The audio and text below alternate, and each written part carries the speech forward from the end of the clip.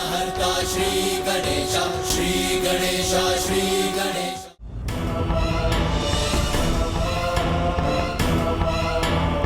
राजा देवोदास, आप स्वयं को प्रभावित होने से नहीं रोक पाएंगे। आपने पिताश्री को काशी से दूर कर माँ को कितनी पीड़ा पहुँचाई है। इस भूल का आभास आपको अब होगा जब मैं आपको माँ के 9 रूपों की संपूर्ण कथा सुनाऊंगा।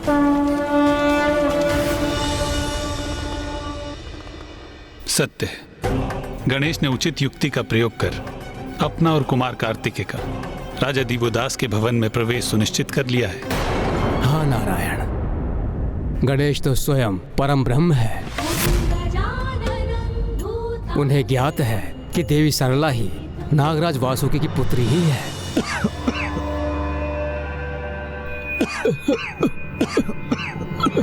नारायण, गणेश जी और कुमार कार्तिकेय राजा दिवोदास के भवन में पहुंच तो गए, किंतु वो नवरात्रि के व्रत के लिए उन्हें सहमत कैसे कर पाएंगे?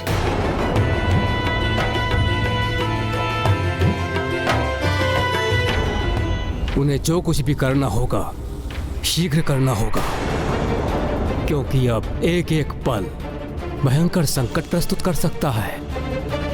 वेद में ही ज्ञान का संचय है, और जब संसार से ज्ञान ही लुप्त हो जाए तो अज्ञानता का प्रसार होता है, और ऐसी अवस्था में पृथ्वीवासी 6 पाप लोभ, मोह, माया, काम, क्रोध और अहंकार के वश में आ जाते हैं।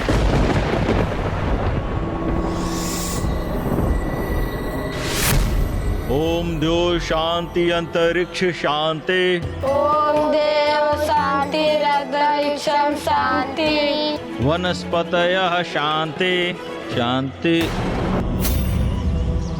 शांति वन। ये क्या? जिस श्लोक को मैं वर्षों से उच्चारित करता हूँ वो मेरे स्मरण से अकस्मात लुप्त कैसे हो गया? अब तो यही आशा है कि गणेश को युक्ति लगाकर राजा दिवोदास को व्रत के लिए मना ले, क्योंकि नवरात्रि की तिथियां तो कल से ही आरंभ है। अर्थात गणेश के पास केवल आज रात्रि का ही समय शेष है,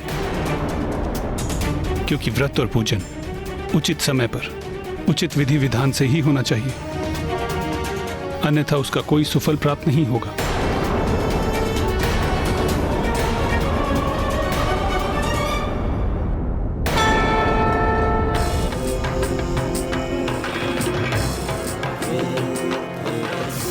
जिनका व्यक्तित्व ऐसी अद्भुत दिव्यता से परिपूर्ण हो, ऐसे ब्राह्मण बालकों के दर्शन करने का सौभाग्य तो मुझे पूर्व में कभी प्राप्त नहीं हुआ।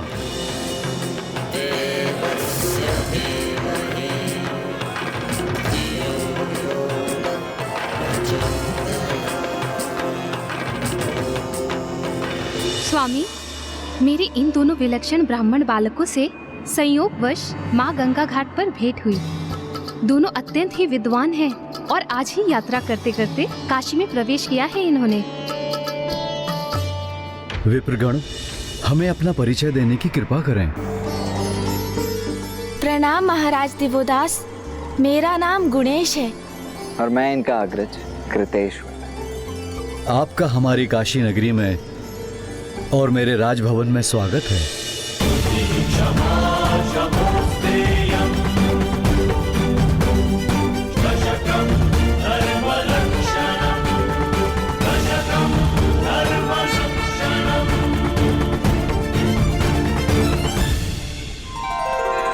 वैसे विद्वान के दर्शन को ही श्रेष्ठ माना गया है, किंतु यदि आप मुझे ज्ञान रस के पान की अनुमति दें तो मेरा परम सौभाग्य होगा। ब्राह्मण देवता, मेरे स्वामी को भी उनके कुछ अतीत के बारे में बताइए ना। अवश्य माता।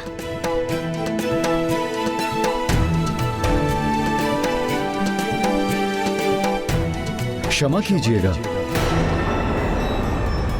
जो घटना घटित हो चुकी है उसकी चर्चा तो अनेक ज्योतिषी कर लेते हैं, उसका उल्लेख करने से क्या लाभ? यदि कुछ बता सकते हैं तो भविष्य के विषय में बताइए कि मेरे भविष्य में क्या घटित होगा।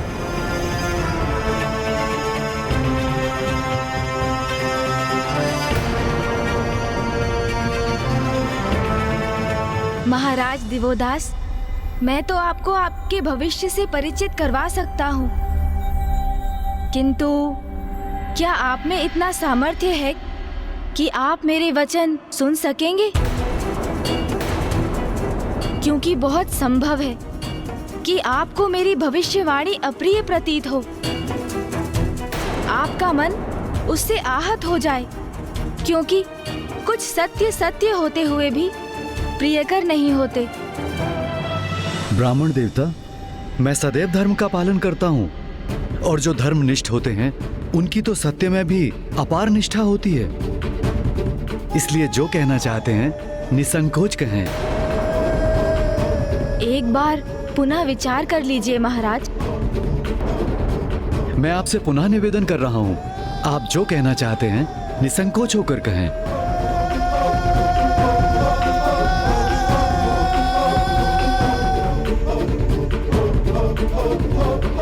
तो सुनिए महाराज,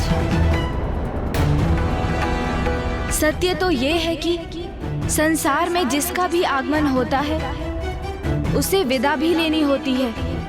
यही सृष्टि का नियम है। हमें बचपन में जिससे लगाव होता है, जिन्हें हम अपने संबंधी मानते हैं, वो भी एक दिवस पराये हो जाते हैं। आप क्या कहने का प्रयास कर रहे हैं ब्राह्मण देवता?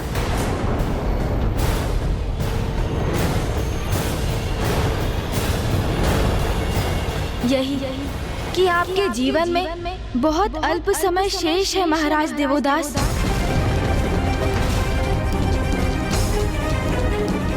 मात्र 10 दिवस की अवधि के पश्चात काल आपकी आत्मा को आपकी देह से विलग कर अपने साथ ले जाएगा।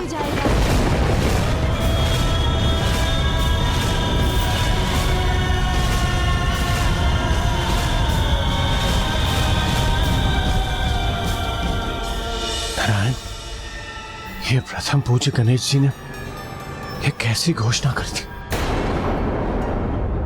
राजा दिवोदास तो धर्मनिष्ठ हैं, परोपकारी हैं, नेक हैं, तो उनको समझाने के स्थान पर उनकी मृत्यु की घोषणा। प्रथम पूज्य गणेश जी कुछ भी अनुचित नहीं कर सकते, किंतु एक धर्मनिष्ठ राजा के लिए उन्होंने ऐसे अहित का शब्द कैसे कह दिया? गणेश ने केवल वही कहा जो महागणाधिपति की इच्छा थी। उन्हीं की इच्छा शब्द बनकर गणेश के मुख से प्रकट हुई है। श्री महागणाधिपति की इच्छा तो अटल विधान है, जिसे कोई टाल नहीं सकता। इसका अर्थ है ब्रह्मदेव गणेश जी के शब्द सत्य होकर ही रहेंगे। किंतु ऐसा क्यों? अग्निदेव, गणेश कभी किसी का अहित या मृत्यु की कामना नहीं कर सकता। वो तो भगवान के भक्तों, निर्दोष और धर्मनिष्ठ लोगों की सहायता के लिए सदैव तत्पर रहता है। राजा दिवोदास को लेकर गणेश की घोषणा के पीछे अवश्य उसी की कोई लीला छुपी होगी, जिस लीला का रहस्य तो तभी उजागर होगा जब वो हम सभी के समक्ष प्रकट होकर अपना परिचय देगी।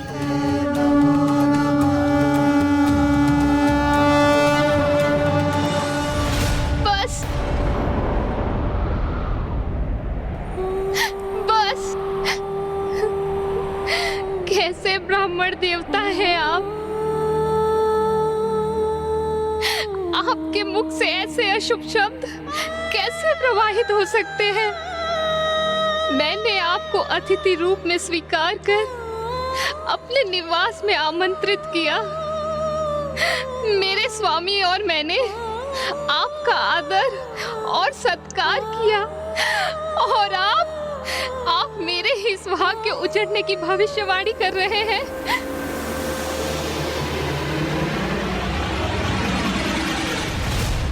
माता, मेरा विश्वास कीजिए, मैंने जो भी कहा वो किसी दुर्भावना के कारण नहीं कहा। मैं तो मात्र ज्योतिष विद्या का ज्ञानी एक ब्राह्मण हूँ, और मेरी विद्या ने मुझे यही कहने के लिए प्रेरित किया। किंतु ये भी तो संभव है कि आपकी विद्या उचित आकलन ना कर सकी हो। आपसे ही कोई चूक हुई हो? नहीं माता, गुणेश की गणना में कभी कोई चूक नहीं होती, इसीलिए उसने आपको पूर्व में ही सचेत किया था कि जो वो कहने जा रहे हैं कदाचित उसका श्रवण आपके लिए असहनीय हो। किंतु माता, आप इतनी व्याकुल क्यों हो रही हैं?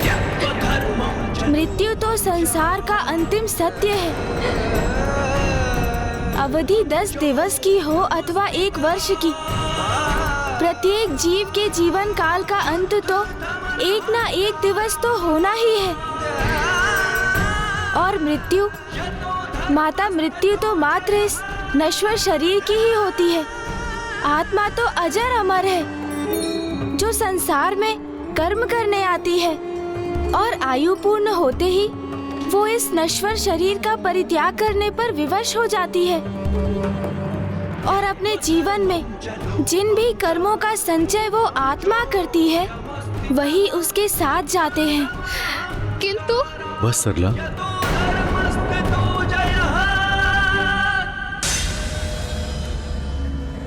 ब्राह्मण देव, मैं आपकी भविष्यवाणी सादर नकारता हूं।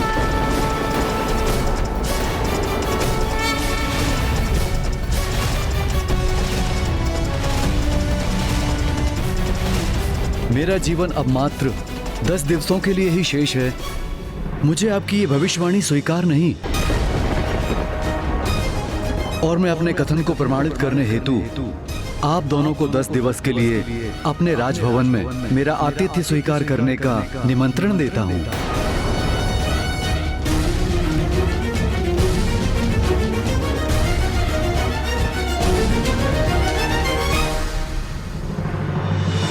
मुझे क्षमा करें राजन, किंतु हम आपका निमंत्रण स्वीकार नहीं कर सकते। ये गणेश जी क्या कर रहे हैं? वो राजा दिवोदास के निमंत्रण को अस्वीकार क्यों कर रहे हैं?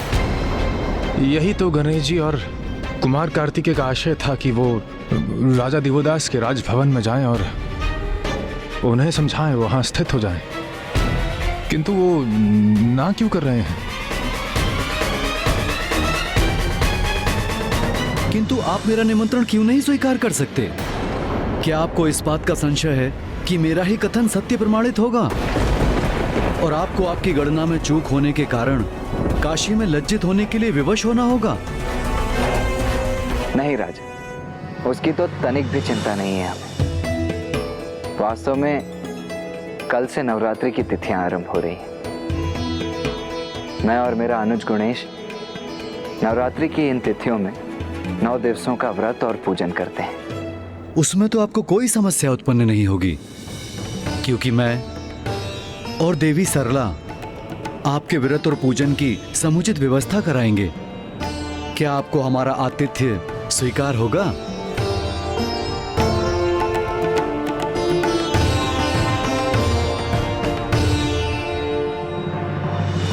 नहीं राजन, हमें तब भी आपका निमंत्रण अस्वीकार ही करना होगा।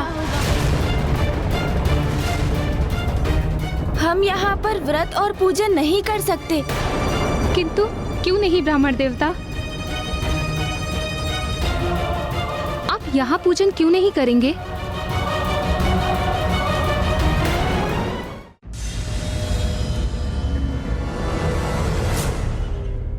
माता, नवरात्रि के व्रत और पूजन तभी सफल होते हैं जब जहाँ उनका आयोजन होता है और वहाँ पर निवास करने वाले सभी सदस्य उसका पालन करते हैं। मैं और भैया यहाँ तभी रह सकते हैं जब आप और माता भी इस व्रत और पूजन में सम्मिलित हों।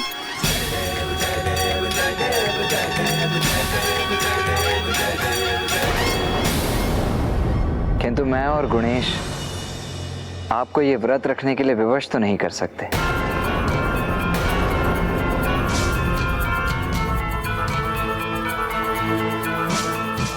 इसीलिए इस अवधि में हम यहाँ नहीं रुक सकते। अब हमें आज्ञा दीजिए। रुकिए ब्राह्मण देवता।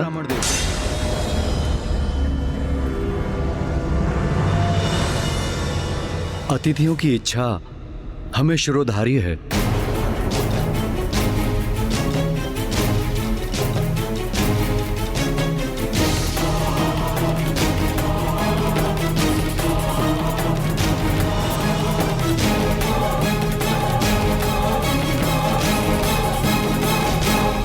इसलिए मैं और मेरी पत्नी सरला भी आपके साथ नवरात्रि व्रत और पूजन पूर्ण विधि विधान से करेंगे। ये तो अति उत्तम होगा। इस प्रकार तो ये 9 दिवस बड़ी सहजता से व्यतीत होंगे। और इसके उपरांत आपके भविष्यवाणी की भी परख हो जाएगी। तो उचित है महाराज। कल से व्रत और पूजन के साथ हम आपको माँ के 9 रूपों की कथा भी सुनाएंगे। किंतु ब्राह्मण देवता, हमें व्रत रखने के लिए 9 रूपों की कथा सुनने की क्या आवश्यकता है? क्योंकि जैसे जैसे आप प्रत्येक कथा सुनेंगे तो आपको स्वयं अपने प्रश्नों के उत्तर प्राप्त हो जाएंगे और आपको ये भी ज्ञात हो जाएगा कि क्यों शेष है 10 दिवस आपका जीवन। क्या आप अपने जीवन के इस सत्य को स्वीकार कर सकेंगे? उचित है ब्राह्मण देवता। हमें आपकी भविष्यवाणी पर विश्वास हो अथवा नहीं, हम आपकी दिव्यता का मान अवश्य रखेंगे और आपकी आज्ञा अनुसार हम इस पूजन की समस्त व्यवस्था करेंगे और आपके आदेशों का पालन करेंगे। माता, महाराज, देवी की स्थापना कल प्रातः होगी। अब हमारी आपसे भेंट कल भोर में ही होगी।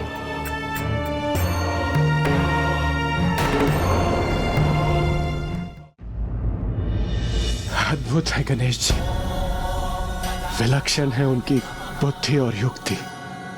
ये तो हम ही हैं जो उन्हें समझने में असमर्थ थे। गणेश जी को राजा देवदास को विवश करने की कोई आवश्यकता ही नहीं पड़ी।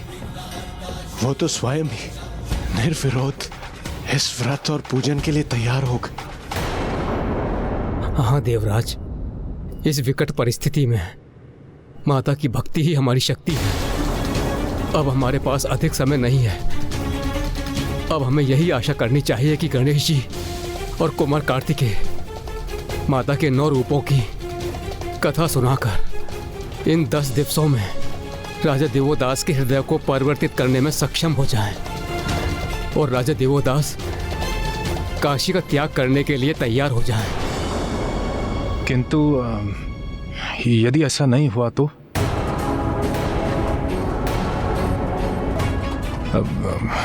यदि दुर्गमासुर और भी कोई नीचता कर गया तो?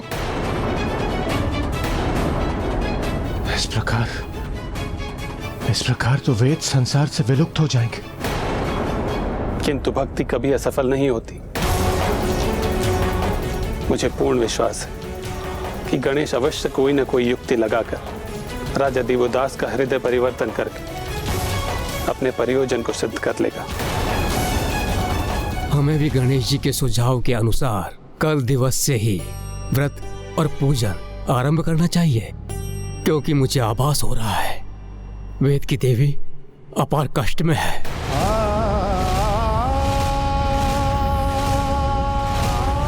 हे माता, रक्षा करें। और उनकी पीड़ा में निरंतर वृद्धि हो रही है।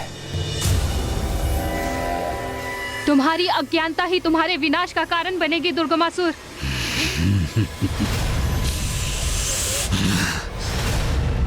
देवी, व्यर्थ है ज्ञान और उसकी महिमा का बखान।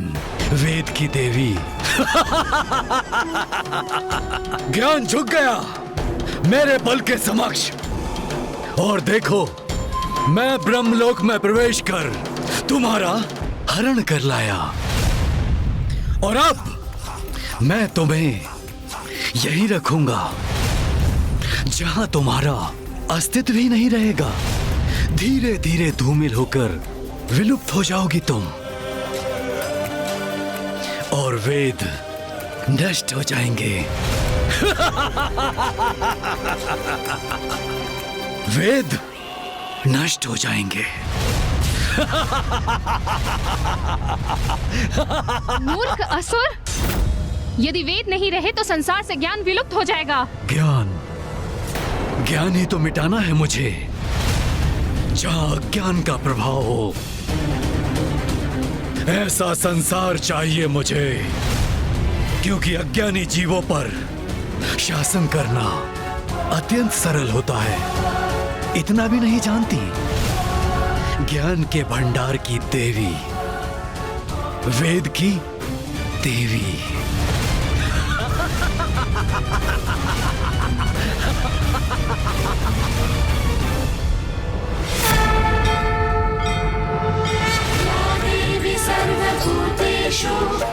अब तो केवल एक ही आस है विघ्नहर्ता गणेश। कदाचित उसके द्वारा राजा देवोदास को सुनाई जाने वाली आदि शक्ति के 9 रूपों की कथा से ही सृष्टि संतुलित हो जाए।